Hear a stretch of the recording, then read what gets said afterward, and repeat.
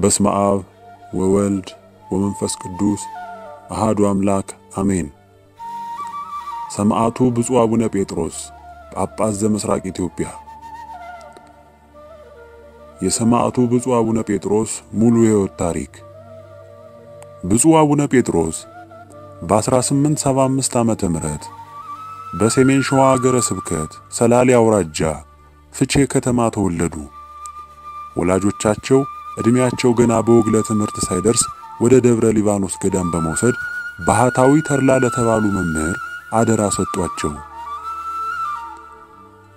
በዚያው ገዳም የንባብ ቤቱንና የዜማውን ትምህርት ደረጃዎች በሚያስገርም ሁኔታ በአጭር ጊዜ አቀላጥፈው በመጨረስ ገና በልጅነት የእድሜ ደረጃቸው ሶስተኛውን የቅኔ ትምህርት ጀምረው በአጭር ጊዜ ሙሉ ቤት ተቀኙ። ይህንኑ የቅኔ ትምህርት ለማስፋፋት በምዕራብ ጎጃም ሀገረ ስብከት ወደሚገኘው የቅኔ ትምህርት ማዕከል ዋሸራ ተሻግረው ለመምህርነት የሚያበቃውን ትምህርት ፈጽመው አስመሰከሩ። ከዚያም ከቅኔው አውድማ ጎጃም ወደ ዜማው አዝመራ ጎንደር ተሻገሩ። እዚያም እንደ ቅኔው ሁሉ እስከ ማስመስከር ባይደርሱም የዜማውን ትምህርት በአጥጋቢ ሁኔታ ቀጸሉ። ከጎንደርም በወቅቱ ወሎ ቦሩ ሜዳ ከተባለው ቦታ ላይ ወንበር ዘርግተው የመጻሕፍትን ምስጢር በየአይነቱ ሲመግቡ ወደ ነበሩት ስመጥሩ መምህር አካለ ወልድ ዘንድ በመሄድ ዋና ዋናዎቹ ሀገረ ስብከት ተሾሙ። በ1928 ዓመተ ምህረት ፋሺስት ኢጣሊያ የአድዋ ሽንፈቱን ለመበቀል ዳግም በቁጭት መጣ። ከአራቱም ማዕዘናት የባሩድ ጭስ ምድረ ኢትዮጵያን አፈናት። ስልጡን ሰባውያንን ያሉ ነጮች በምስኪኑ የአገሬ ሰው ላይ መርዛማ ጋዝ ለማዝነብ የጦር ጀቶቻቸውን በገዛ ሰማያችን ላይ ማክነፍ ተያያዙት። ያመጧቸውንም መርዛማ ገዳይ ኬሚካሎች ቂም ባመረቀዙበትና ዘመናዊ ትጥቅ ባልታጠቁ ኢትዮጵያውያንና ኢትዮጵያውያት ላይ አርበኞች ላይ ዘረገፉት። ብዙዎች በየጦር አውድማው ወደቁ። ብዙዎች ጠላት ድል ነሳቸው። የአንዲት ሀገር ፍቅር ያስቆጫቸው ጀግኖች ደማቸው ሕያው ታሪክን እየጻፈ ወደ ሞት ነጎዱ። የነጻነት ጎህ የቀደደው የአድዋው የጦር ውሎ ዳግም በሽንፈት ደበዘዘ። ብዙዎችም ተስፋ ቆረጡ። ይህን ጊዜ አገር በባዕድ እንዳትገዛ፣ ሃይማኖት በከሃዲያን እንዳይጣስ ጀግናው አባት በቁጡ መንፈስ ተነሱ። እኚህ ሰው ደግሞ ጀግናው ቆራጡ ስመ ገናናው አቡነ ጴጥሮስ ነበሩ። አቡነ ጴጥሮስ በዘመኑ በንጉሱ በመኳንንቱና በሕዝበ ኢትዮጵያ ዘንድ የነበራቸው ከበሬታ በፋሺስት አበጋዞች ዘንድ ታላቅ ፍርሃትን አጭሮ ነበር። ለዚህ ነው ፋሺስት ለጉልበቱ ማሳያና ለጭካኔው ጣሪያ መድረስ እንደማሳያ አድርጎ እርሳቸውን ለመግደል የወሰነው። አቡነ ጴጥሮስን መግደል አርበኞች ዘንድ በነበረው የተጋጋለ ስሜት ላይ ውሃ እንደመከልበስ አድርጎ ያሰበው ስልጡን ነይባዩ ፋሺስት ጣሊያን ጳጳሱን ከመግደል በቀር ደግሞ ማሰብ ተስኖት አቡነ ጴጥሮስን ማደኑን ተያያዙ። ፋሺስት ኢጣሊያ አቡነ ጴጥሮስን በመደለል ሐሳባቸውን እንዲቀይሩና ለጣሊያን መንግስት እንዲገዙ ያላደረገው ጥረት አልነበረም። እርሳቸው ግን ሰማያዊ ንጉሴ ኢየሱስ ክርስቶስ፣ ምድራዊ ንጉሴ ደግሞ ኃይለ ሥላሴ ናቸው፣ ከዛ ውጪ ለማንም አልገዛም አሉ። ግራዚያኒም ይህን ጽኑ እምነታቸውም በምንም እንደማይቀይሩ ስለተረዳ እንዲገደሉ ወሰነ። ለዚህ ውሳኔ ያበቃው ደግሞ አቡነ ጴጥሮስ በሕዝብ ዘንድ ከነበራቸው ተሰሚነት አንጻር ቢገደሉ ሕዝቡ ተስፋ ቆርጦ የተፋፋመውን ጦርነት የሚገታ ስለመሰለው ሲሆን ተጓዳኝ የጎመጀላት ኢትዮጵያ ከእጁ እንዳትወጣ ስለሳሳ ነው። ፋሺስት ኢጣሊያ በኢትዮጵያ ላይ የግፍ ጦርነት ባነሳ ጊዜ ብፁዕ አቡነ ጴጥሮስ ከጦር ስፍራ ለመለየት ስላልሆነላቸው ቀዳማዊ ኃይለ ሥላሴን ተከትለው ወደ ሰሜን ጦር ግንባር ዘምተዋል። ፋሺስቱ በማይጨው የመርዝ ጦርነት ከማድረጉ የተነሳ የኢትዮጵያ ሰራዊት ሲበታተንም ከንጉሠ ነገሥቱ ጋር የተመለሱት አቡነ ጴጥሮስ ወደ ደብረ ሊባኖስ ሄደው ለሀገርና ለነጻነት መሞት ቅዱስ ተግባር መሆኑን ላሲ አርበኞች በመስበክም ይታወቃሉ። አርበኞች አዲስ አበባን በሁለት አቅጣጫዎች ከሰሜናዊ ምዕራብና ከደቡባዊ ምስራቅ አቅጣጫ ለመቆጣጠር ውጊያ በከፈቱበት ጊዜ የተማረኩት አቡነ ጴጥሮስ ለፋሺስት እንዲገዙ የኢጣሊያ መንግስት ገዥነትንም አምነው አሜን ብለው እንዲቀበሉ ግፊት ቢያደርጉባቸውም እምቢኝ ለሀገሬና ለሃይማኖቴ ብለው ለሰማዕትነት ያበቃቸውን የሞት ጽዋ ተቀብለዋል። ቅዱስ ጳውሎስ ደቀ መዝሙሩ የሆነው ጢሞቴዎስን የተሰጠውን አደራ በመጠበቅ ኃላፊነቱንና ግዴታውን መወጣት እንደሚገባው ሲገልጽ አደራህን ጠብቅ በማለት ነው። ጢሞቴዎስ በመምህሩ የተጣለበትን አደራ ለመወጣት የዚህ ዓለም ፈቃድ ሳያሸንፈው ተወጥቶታል። የአላውያን ነገሥታት ማዋከብ፣ ድብደባ አደራውን እንዳይወጣ አላደረገው። የአቡነ ጴጥሮስ የሰማዕትነትም ጉዞ መነሻውም መድረሻውም የእነዚህ አባቶች አርያ ፍኖት ነው። ለሀገራቸውና ለወገናቸው እስከ መጨረሻው ሰዓት ድረስ እውነቱን ከሐሰት በመለየት ለሕዝባቸው የሰጡት ምስክርነት የተጣለባቸውን አደራ ከመወጣት ነው። አለቃ ተጠምቀ የተባሉ ቅድስናን ከሊቅነት ጋር አስተባብረው የያዙ የቅኔ መምህራቸው አንድ ቀን ብፁዕነታቸውን ጠርተው የሚከተለውን ያደራ ቃል ያስተላልፋሉ። ኃይለ ማርያም አንተ ወደፊት ጳጳስ ትሆናለህ። በወቅቱም አረመኔ በዚች ሀገር ይሰለጥናል። ታዲያ ያኔ አንተ ለነፍስ ሳትሳቀቅ በሰማዕትነት እለፍ። ሰማዕትነት ክፍልህ ነው። አደራ። ሐዋርያው ቅዱስ ጢሞቴዎስ የመምህሩን ያደራ ቃል በመያዝ እስከ መጨረሻው እንዳጸናው ብፁዕነታቸው የመምህራቸውን ያደራ ቃል በሰማዕትነት አተመው ጠበቁ። አንዲትም ቀንና ሰዓት ከሞት ሳይሸሹ እና ሳይደበቁ ለአገራቸው ለቤተ ክርስቲያናቸውና ለሕዝባቸው ሲሉ ሞትን ተጋፈጡ። የሰማዕትነትን ጽዋ ተጎነጩ። የዚህ ምንጩ አደራ ነው። ብፁዕ አቡነ ጴጥሮስ ቤተ ክርስቲያን በአደራ የሰጠቻቸውን ኃላፊነት ለመወጣት ሕዝበ ክርስቲያኑን በጸሎታቸው እየደገፉ በትምህርታቸው እያበረቱ አስተዳድረዋል። ብፁዕ አቡነ ጴጥሮስ ሕዝብ ቀስቅሰዋል፣ ራስዎም አምፀዋል፣ ሌሎችንም እንዲያምፁ አድርገዋል በሚል የወንጀል ክስ ፍርድ ቤት ቀረቡ። ችሎቱ ተሰይሞ ሲቀርቡ ዳኛው ካህናቱም ሆኑ የቤተ ክህነት ባለስልጣናት ጳጳሱ አቡነ ቄርሎስም የጣሊያንን መንግስት ገዥነት አምነው አሜን ብለው ሲቀበሉ እርሶ ለምን አመፁ? ለምን ብቻውን አፈንጋጭ ሆኑ? ሲል ጠየቃቸው። ብፁዕ አቡነ ጴጥሮስም በቆራጥነት አቡነ ቄርሎስ ግብፃዊ ናቸው። ስለ ኢትዮጵያና ስለ ኢትዮጵያውያን የሚገዳቸው ነገር የለም። እኔ ግን ኢትዮጵያዊ ነኝ። ኃላፊነትም ያለብኝ የቤተ ክርስቲያን አባት ነኝ። ስለዚህ ስለ ሀገሬና ስለ ቤተ ክርስቲያን እቆረቆራለሁ። እኔን ለመግደል እንደወሰናችሁ አውቃለሁ። ስለዚህ በእኔ ላይ የፈለጋችሁትን አድርጉ፣ ግን ተከታዮቼን አትንኩ በማለት ሕያው በሆነ ቃላቸው መለሱ። ኢጣሊያዊው ጋዜጠኛ ሽሮ ፓጃሊ እኒህ ጳጳስ ሐቀኛ ነበሩ።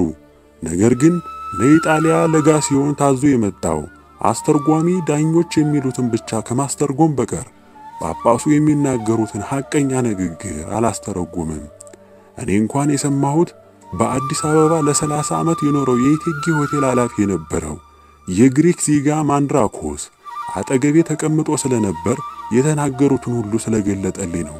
እኔ እንደሰማሁት ፍርዱን ለመስማት በብዛት የተሰበሰቡት ጣሊያኖችና ታዞ የወጣው የአዲስ አበባ ሕዝብ ሐቀኛ የሆነውን ንግግራቸውን ቢሰሙ ኖሮ ልባቸው ይነካ ነበር ይላል። ሆኖም አስተርጓሚው በጳጳሱ ላይ ተጽዕኖ ስላሳደረባቸው እውነተኛ ንግግራቸው ሳይጋለጥ እንደቀረ ይጽፋል። ቀጥሎም ብፁዕነታቸው በፍርድ ችሎት ላይ እንዳሉ ሕዝቡ ሁሉ ስለ እርሳቸው እያዘነ ሳለ መስቀላቸውን አውጥተው እየጸለዩ ሕዝቡን ባረኩ። ወዲያው የሞታቸው ሰዓት መድረሱን አውቀው ሰዓታቸውን ከኪሳቸው አውጥተው ተመለከቱ። በዚህ ጊዜ ሁሉ ምንም ፍርሃት አይታይባቸውም ነበር። የሞታቸውን ፍርድ ያነብ የነበረው ኢጣሊያዊ ዳኛ ግን ይንቀጠቀጥ ነበር። ታላቅ ፍርሃትም በፊቱ ይታይ ነበር። ይሙት በቃ የተፈረደባቸው ብፁዕ አቡነ ጴጥሮስ በችሎት ፊት ለብዙ ሰዓታት ቆመው ስለዋሉና ደክሟቸው ስለነበር ለመቀመጥ ፈልገው ዳኛውን በትህትናና በፈገግታ ጠየቁት። እንዲቀመጡ ፈቀደላቸው። በመጨረሻም የሞታቸው ፍርድ ከተነበበ በኋላ የፈረዱባቸውን ዳኞች ጸልየው በመስቀላቸው ባረኳቸው። ብፁዕነታቸው እስከ መቃብር አፋፍ ድረስ የፍርሃትና የድንጋጤ ምልክት ያይደለ ከልብ የሆነ ፍጹም የክብርና ትህትና ይታይባቸው ነበር።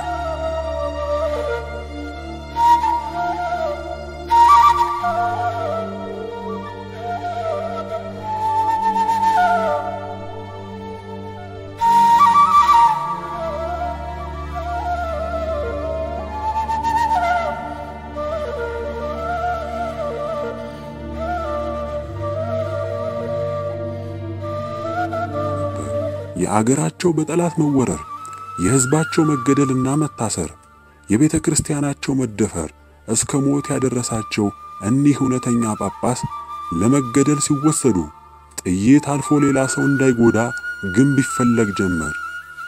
ሩቅ ባለመሄድ ከመካነ ፍትህ 10 ሜትር ርቆ ግንብ ያለው መግደያ ቦታ ተገኘና ወደዚያ ተወሰዱ። ከገዳዮቹም አንዱ ፊትዎን ለመሸፈን ይፈልጋሉን ሲል ጠየቃቸው። ይህ ያንተ ሥራ ነው ሲሉ ብፁዕነታቸው መለሱ። ከመግደያውም ቦታ እንደደረሱ ወንበር ቀረበላቸውና ፊታቸውን ወደ ግንቡ ጀርባቸውን ወደ ሕዝቡ አድርገው እንዲቀመጡ ሆነ። ከዚያ በኋላ 8 ወታደሮች በስተጀርባቸው 20 እርምጃ ርቀው ተንበርክከው በተጠንቀቅ ቆሙ። ወዲያው አዛዡ ተኩስ በማለት ትዕዛዝ ሲሰጥ 8ቱም ተኩሰው መቷቸው። ግን በ8 ጥይት ሳይሞቱ ቀረ። መሞታቸውን አለመሞታቸውን ለማረጋገጥ ዶክተር ተጠራ። ዶክተሩም እንዳልሞቱ አረጋገጠ። ከዚያም ሌላ ወታደር በ3 የሽጉጥ ጥይት ራስ ቅላቸውን መቶ ገደላቸው። ብፁዕ አቡነ ጴጥሮስ ሰማዕተ ጽድቅ በሆነ ደማቸው አተሙ። አኩሪ በሆነ አባታዊ ኃላፊነታቸው ለሀገር፣ ለቤተ ክርስቲያን፣ ለወገን ሁሉ አለኝታነታቸውን አረጋግጠው ሐምሌ 22 ቀን 1928 ዓመተ ምህረት በሰማዕትነት አለፉ። የብፁዕነታቸው አስከሬን ማንም እንዳይወስደው በአስቸኳይ ከአዲስ አበባ ውጪ ማንም በማያውቀው ቦታ በምስጢር እንዲቀበር ተደረገ። በዚያች ሌሊት በአዲስ አበባ ውስጥ በየቤቱ ልቅሶና ዋይታ ሆነ። ይህም ጠላት የሰጠው ምስክርነት በካቶሊካዊው ፖፕ ቡራኬ አገራችንን የወረረውን የፋሺስት የጣሊያን ጦር አረመኔነትና በአንጻሩ የታየውን የኢትዮጵያ ሕዝብ ጀግንነት ሲያረጋግጥ ይኖራል። በተጨማሪም ደራሲና ጋዜጠኛ ጳውሎስ ኞኞ አቡነ ጴጥሮስ እንዴት ሞቱ ሲል ሙሴ ፓይልክን ጠይቋቸው እርሳቸውም የሚከተለውን ተናግረዋል። አቡነ ጴጥሮስ የተገደሉ ዕለት እዚያው ነበርኩ። መጀመሪያ በእጃቸው ይዞት የነበረውን መጽሐፍ ቅዱሳቸውን ተሳለሙት። ቀጥለውም የያዙትን መስቀል አማትበው ሕዝቡን ባረኩ። የኪሳቸውንም ሰዓት አውጥተው ካዩ በኋላ መልሰው ከኪሳቸው ከተቱት። ወዲያው ወታደሮች በሩምታ ተኩሰው ገደሏቸው። ይህ እንደሆነ አስገዳዩ ኮሎኔል ተመልካቹን ሕዝብ አጨብጭቡ ብሎ አዘዘና ተጨበጨበ። ማታ ከአስገዳዩ ኮሎኔል ጋር ተገናኝተን ስንጫወት በዚህ ቄስ መገደል እኮ ሕዝቡ ተደስቷል አለኝ። እንዴት ብለው አላየህም እንዴ ሲያጨበጭብ አለኝ። እኔም ባታውቀው ነው እንጂ የሕዝቡ ባህል ሲናደድም ያጨበጭባል አልኩት። እንዴት ቢለኝ እጄን እያጨበጨብኩ አሳየሁት። እሱም አሳየኝ። ከዚህ በኋላ የሆነው ቢሆን እኔ ትልቅ ማስታወሻ አግኝቻለሁ ብሎ አቡነ ጴጥሮስ ሲገደሉ ይዘውት የነበረውን መስቀልና መጽሐፍ ቅዱስ የኪስ ሰዓታቸውን ጭምር አሳየኝ። መጽሐፍ ቅዱስ መሃል ለመሃል በጥይት ተሰንጥቋል። መስቀሉም ልክ በመሃከሉ ላይ ጥይት በስቶት ወጥቷል። የኪስ ሰዓታቸውም እንዳየሁት እንደዚሁ ጥይት በስቶታል ብለው ያዩትን መስክረዋል። እኚህ ጀግና አባትና ደገኛ ሰማዕት ፋሺስት ጣሊያንን ድል የነሱባቸው መንገዶች 2 ነበሩ። አንደኛው ከሰማዕትነት በፊት በነበራቸው ቆይታ አርበኞችን በየጦር አውድማው በማበርታት እንዲሁም አገራዊ ወንዴ በመስጠት የተወጡት ግዴታ ሲሆን፣ ሁለተኛው ደግሞ ስለ አገር ነጻነትና ስለ ሃይማኖታቸው ሲሉ ራሳቸውን ለፋሺስት መትረየስ አሳልፈው መስጠታቸው ነው።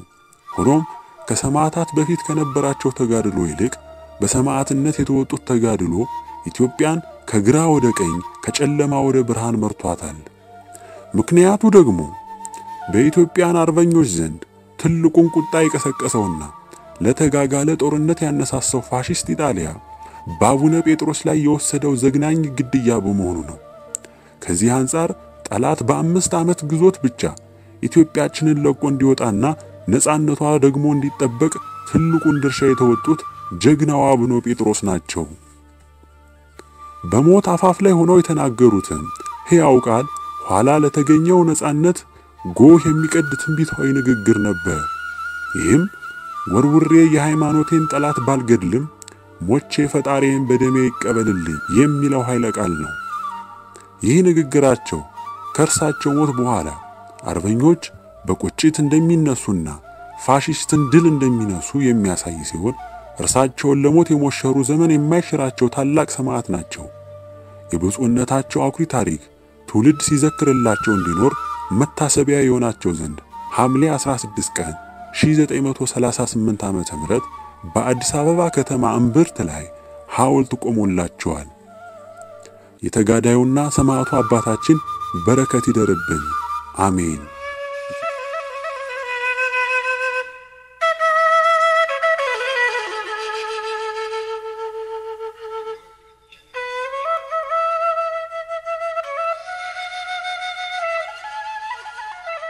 ሰቆቃወ ጴጥሮስ። አይ ምነው መብርሃን ኢትዮጵያን ጨከንሽባት፣ ምነው ቀኝሽን ረሳሻት? እስከ መቼ ድረስ እንዲህ መቀነትሽን ታጠብቂባት፣ ልቦሻሽን ታዞሪባት? ፈተናዋን ሰቀቀኗን ጣሯን ይበቃል ሳትያት፣ አላንቺ እኮ ማንም የላት። አውሮፓ እንደሁ ትናጋዋን በፋሽስታዊ ነቀርሳ ታርሳ ተምሳ በስብሳ፣ ሂትለራዊ እባጭ ጫንቃዋን እንደ ኮረብታ ተጭኗት፣ ቀና ብላ እውነት እንዳታይ አንገቷን ቁልቁል ጠምዝዟት፣ ነፍሷን ድጦ ያስበረከካት ስልጡን ብኩን መጻጉዕ ናት። እና ፈርቼ እንዳልባክን ሲርቀኝ ያህልሽ ውጋጋን፣ አንቺ ካጠገቤ አትራቂ በርታ በይኝም መብርሃን።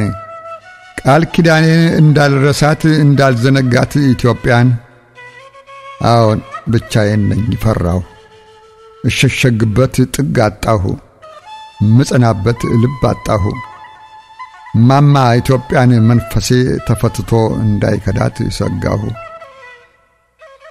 አዋጅ የምስራች ብዬ የትብት ምግቤን ገድፌ፣ ከናቴ ማህፀን አልፌ በኢትዮጵያ ማህፀን አርፌ፣ ካፈሯ አጥንቴን ቀፍፌ ደሜን ከደሟ አጠንፍፌ፣ ከወዟ ወዟን ቀፍፌ በሕፃን እግሬ ድኬባት በሕልም አክናፌ ከንፌ፣ እረኝነቴን በሰብሏ በምድሯ ላባ አሳልፌ፣ ከጫጩትና ከጥጃ ከግልገል ጋር ተቃቅፌ፣ በጋው የእረኛ አደባባይ ክረምት እንደወዙ ፍሳሽ፣ በገጠር የደመና ዳስ በገደል ሸለቆ አዳራሽ፣ ከቆቅና ከሚዳቋ ከጅግራ ጠረን ስተሻሽ፣ በወንዝ አፋፍ ሐረግ ዝላይ መወርወር መንጠልጠል ጢሎሽ፣ ከፍልፈል ጋር ሩጫ ስገጥም ከቀበሮ ድብብቆሽ፣ ከናዳ ጫፍ ሳር አጨዳ ለግት ላሜ ትንሽ ግጦሽ፣ ለጥጃዬ የሌት ግርዶሽ፣ ለጥማድ በሬዎቼ ራት ለማታቸው ትንሽ ድርቆሽ፣ ለግልገሌ ካውሬ ከለል እማሳው ስር ጎጆ መትከል፣ ለፀሐይ የሾላ ጠለል ለዝናብ የገሳ ጠለል፣ ውሎ የንብ ቀፎ ማሰስ የአበባ እንቡጥ ሲፈነዳ፣ የግጦሽ ሳር ሲለመልም ሲሰማሩ ሰደድ ሜዳ፣ አዝመራው ጣል ከንበል ሲል ከብቱ ለሆራ ሲነዳ፣ ፈረስ ግልቢያ ስሸመጥጥ ከወፎች ዜማ ስቀዳ፣ ልቤ በንፋስ ተንሳፎ በዋሽንት ዋይታ ሲከዳ፣ ያቺን ነው ኢትዮጵያ የመላት መብርሃን ረሳሻት? ያቺን የልጅነት ምስራች የሕፃንነት ብስራት፣ የሳቅ የፍንደቃ ዘመን የምኞት የተስፋ ብጻት፣ ያቺን የልጅነት እናት አዛኝቱ እንዴት ብለሽ ጥርሶችሽን ትነክሽባት? ስሜን በስምሽ ሰይሜ ባገልግሎትሽ ሰዋትት፣ ከዜማ ቤት ቅኔ ቤት ከድጓ ቤት መጻሕፍት፣ ካንቺ ተቆራኝታ እድሌ ካንቺ ተቆራኝታ ነፍሴ፣ ከቀፈፋ ደጀ ሰላም ከቤተልሔም ቅዳሴ፣ አኮ ቀዶ ቀፎ ዳባ ለብሶ ቅኔ ዘርፎ ግስ ገሶ፣ መቅደስ አጥኖ ማህሌት ቆሞ፣ በልብሰ ተክህኖ አጊጦ በብር አክሊል ተሸልሞ፣ መብርሃኔ አንቺ ጽላት ነፍሴ ላይ በሳት ታትሞ፣ የመናኒው የአባ ተድላ ረድ ሆኜ አብሮኝ ታድሞ፣ ሕይወቴ እምነትሽን ጸንሶ ሥጋ ፈቃዴ ተድሶ ለሕንጻሽ መዲና ቆሞ ለክብርሽ ድባብ ምሰሶ ስሜን በስምሽ ሰይሜ ሆነሽኝ የእምነቴ ፋኖስ ለዋዜማሽ ግሸን ማርያም ለክብርሽ ደብረ ሊባኖስ ስሮጥ በወንበሩ አኖርሽኝ ባንበሳው በቅዱስ ማርቆስ ታዲያን ዛሬ ኢትዮጵያ ስትወድቅ ከምትሰጭኝ ለፍርሃት ጦስ ምነው በረኝነት ዕድሜ ዓይኔን በጓጎጣት የሎስ የጋኔል ጥምብ አንሳ ከንፎ ወርዶ በጨለማ በርኖስ ባክሽ መብርሃን ይብቃሽ ባክሽ ምስለ ፍቁር ወልዳ ጽናት ስጭኝ እንድካፈል እናቴን ኢትዮጵያን ፍዳ ከነከሳት መርዝ እንድቀምስ ከነደደችበት እቶን የሷን ሞት እኔ እንድሞታት ገላዋ ገላዬ እንዲሆን አዎን ብቻዬን ነኝ ፈራሁ መጸናበት ልብ አጣሁ ሸሸግበት ጥግ አጣሁ ሕፃን ሆኜ የርግብ ጫጩት አንዳንዴ ራብ ሲያዳክማት ችጋሪ ከጎጆዋ ገፍቶ ዛፉ ግርጌ ሲጥላት እናቷ በራ ደርሳላት ባክናፏ ሙቀት ታቅፋት እፍ እያለች ግንባሯ ላይ ሕይወት ስትነፍስባት ወዲያው ነፍስ ትዘራለች ሽር ብር ትር እያለች ባክሽ አንቺም አትራቂብኝ መብርሃን እናቴ ትንፋሽሽን እፍ በይብኝ ጽናትሽን እፍ በይብኝ ወይም ይችን የሞት ጽዋ ጥላዋ ነፍሴን ካፈናት እንዳልጠጣት አሳልፊያት መራራ ክንፏን ገንጥለሽ ቀጠሮ ቃሏን ግደፊያት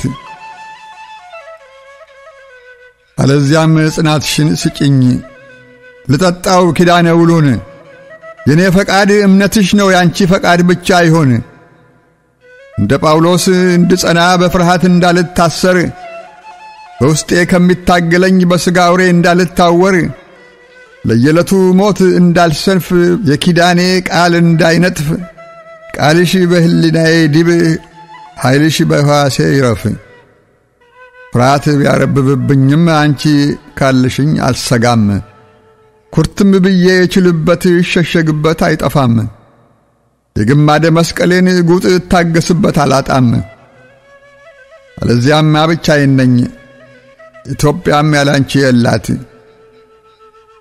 አንቺ አጽኚኝ እንድጸናላት አስርጪብኝ የእምነት ቀንጃ ለስጋቴ አጣማጅ አቻ ለጭንቀቴ መቀነቻ አዎን ብቻዬን ነኝ ፈራሁ ሸሸግበት ጥግ አጣሁ መጽናበት ልብ አጣሁ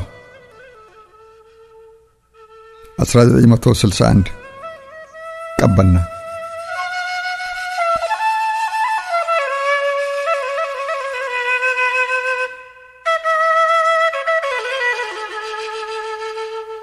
ኢትዮጵያ እጆቿን ወደ እግዚአብሔር ትዘረጋለች ወስብሐት ለእግዚአብሔር ወለወላዲቱ ድንግል ወለመስቀሉ ክቡር አሜን